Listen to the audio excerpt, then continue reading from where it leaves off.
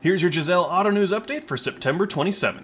And our first story today is the 2024 Toyota GR Corolla is getting a new trim level that kind of slots in between the current core and circuit trims. And the pricing is actually not going up too much either, which is kind of a shock compared to a lot of vehicles going up quite a bit this year. Is it going to come in manual or both manual and automatic?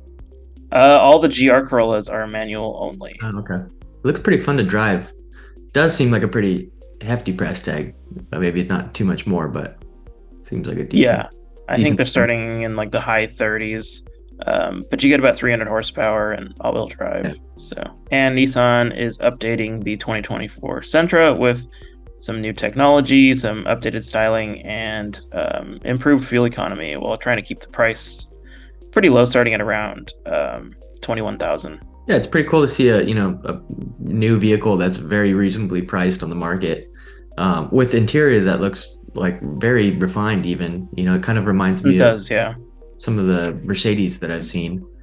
It would be cool to see maybe like like an option to have the Rogue's turbo engine in there as well. And in the ongoing saga of will or won't they build the Hyundai N74 concept that they showed off last year, Hyundai has actually filed for an N74 trademark, which usually hints that they're possibly going to be using the nameplate for a vehicle. And N74 can only mean the Envision 74. So I really like the retro looks to this. Yeah. Looks pretty sweet. And it's going to be hydrogen powered, so it's going to be like almost 700 horsepower hydrogen. Yeah, so the concept was a hydrogen electric hybrid, which is kind of a unique kind of aspect of that car. We'll see if they keep all of that tech going forward, but may end up just being electric or something. But I think the hydrogen would be pretty cool. And the entry-level Mazda CX-30 SUV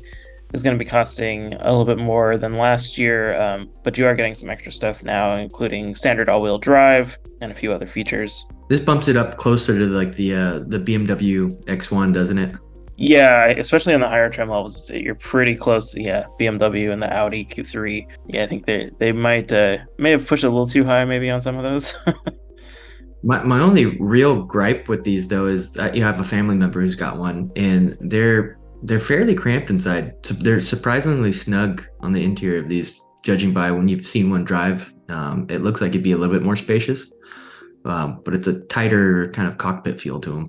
And the 2025 Ford Ranger is getting a plug-in hybrid, but unfortunately not for the US. Although I think it would be a great idea for them to bring it over here. It's got almost 450 pound-feet of torque, 28 miles of all-electric range. I think it would be a good option. I think so. It's a definitely a great option for people looking for something in between the tiny Maverick and a full-size Lightning.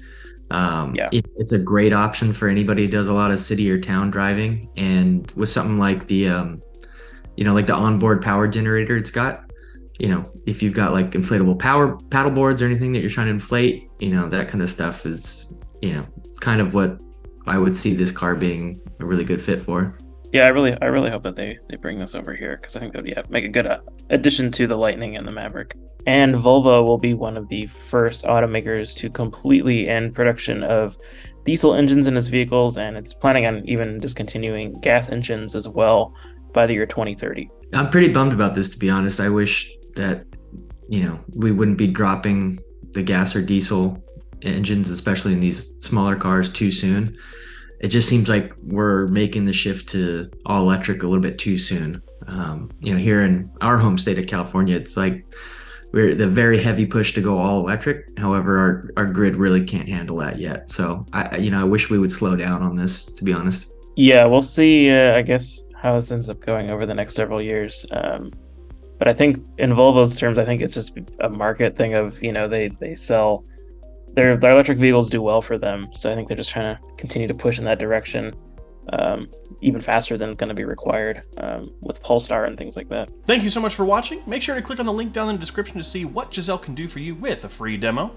Also, be sure to check out our Instagram, Facebook, and X profiles for more content that you may not see here on YouTube. But as for here on YouTube, make sure you like, comment, and subscribe to see what we have coming next, and we'll see you next time on Giselle's Auto News Update.